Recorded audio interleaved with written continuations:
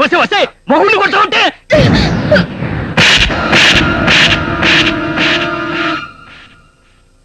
నాకు మొగుడి ఉంటా. 3 ముళ్ళేసి ముచ్చటగా కాపురం చేసేవాడిని మొగుడు అంటారా? అంతేగాని ఇలా కనిపించిన ప్రతి మగాడితో పెళ్ళానికి రంకు ముళ్ళేసిన వీడు నాకు మొగుడి ఉంటా. నువ్వు నా మొగుడివా? పెళ్ళయ్యి నీ ఇంట్లో కాలు పెట్టిన తర్వాత ఒక్కసారైనా తిన్నావా అని అడిగావా? అభిమానంగా ఆదరించావా? ప్రేమగా మాట్లాడావా? పాడిగద్దగా తీసుకున్నావా? ఏం చేసావని నిన్ను నా మొగుడు అనుకోమంటావయ్యా? ఆఫీస్కి వెళ్తూ భార్యని ఎదురమ్మనే భర్త చూశాను గాని ఎదురొచ్చిన భార్యని ఎవరి కోసం వచ్చావని అడిగే మొగుడు నిన్నే చూస్తున్నానయ్యా.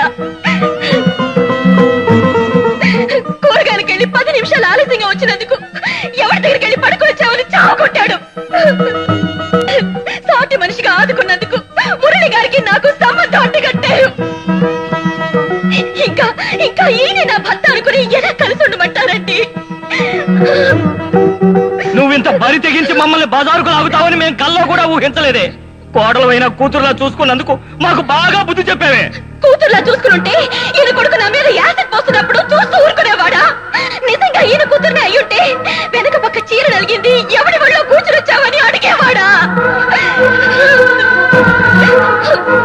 మావంటే పుట్టింట్లో తండ్రి ప్రేమని అత్తింట్లో కోడలి పంచిపెట్టేవాడే గాని శోభన గదిలో ముచ్చట్ని కొడుకు చేత చెప్పించుకుని కోడలి శీలాన్ని పంచనామా చేసేవాడు కాదయ్యా.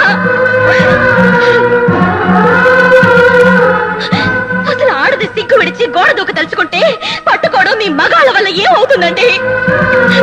పక్కింటి వాడిని అన్నయ్య అని పిలుస్తూ మీ కళ్ళ ముందే వాడి ఇంట్లోకి వెళ్ళి కూరుకొస్తే మీరేం చేయగలరండి?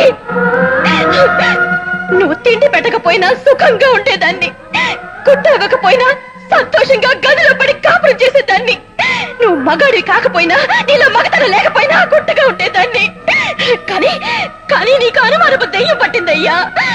ఇంకా నీతో కలిసి ఉండి సుమంగళి అనిపించుకునే బదులు నువ్వు పోయావని విధవగా బతకటం ఉత్తమమయ్యా, ఉత్తమం. విధవగా బతకాలనుకున్నప్పుడు ఇంకా నీ మెళ్ళో ఆ తాళెందుకు? తెంచవతల పారే. ఇంకా ఆలోచిస్తావెందుకే? తెంచి పారే. నాకు తెలిసే నువ్వు తెంపలేవు. నువ్వే కాదే, హిందూ సంప్రదాయంలో పుట్టిన ఏ ఆడది మొగుడు బతికుండగా తాళి తెంపలేదు. ఇల్లాలంటే ఇంటికి మహాలక్ష్మిలా భావించే వాళ్ళ ఇంట్లో తాళిని మంగళసూత్రం అంటారు గాని ఇల్లాలంటే ఇంటి ముందు కళ్ళాపు చల్లేదని, మొగుడొస్తే కాళ్ళకి నీళ్చేదని, వాడు కొట్టినప్పుడు ఏడుస్తుండేదని, వాడు నవ్వినప్పుడు సుఖ పెట్టాలని భావించే నీలాంటి వాళ్ళు కట్టిన దాన్ని మంగళసూత్రం అనర్రా? అమంగళసూత్రం అంటారు. జనం కోసమో లోకం కోసమో ఈ అమంగళాన్ని భరిస్తూ బతకలేను.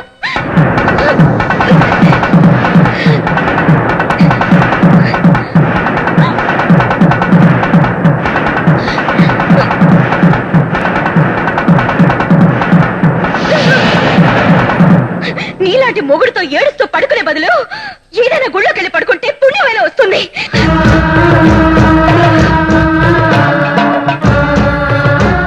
అమ్మా మహాలక్ష్మి,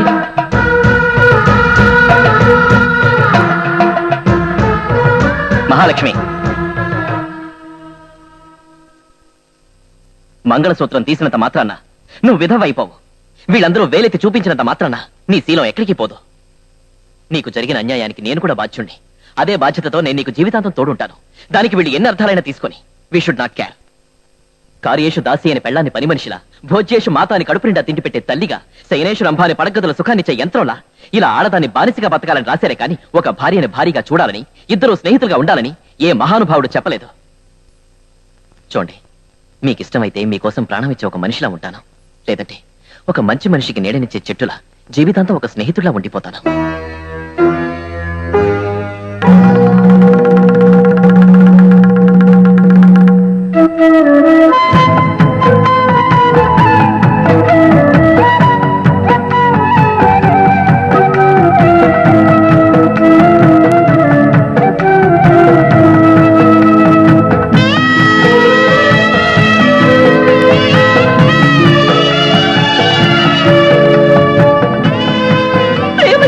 కోరాలంటారు, కానీ నేను పగ తీర్చుకోవాలనుకున్నాను.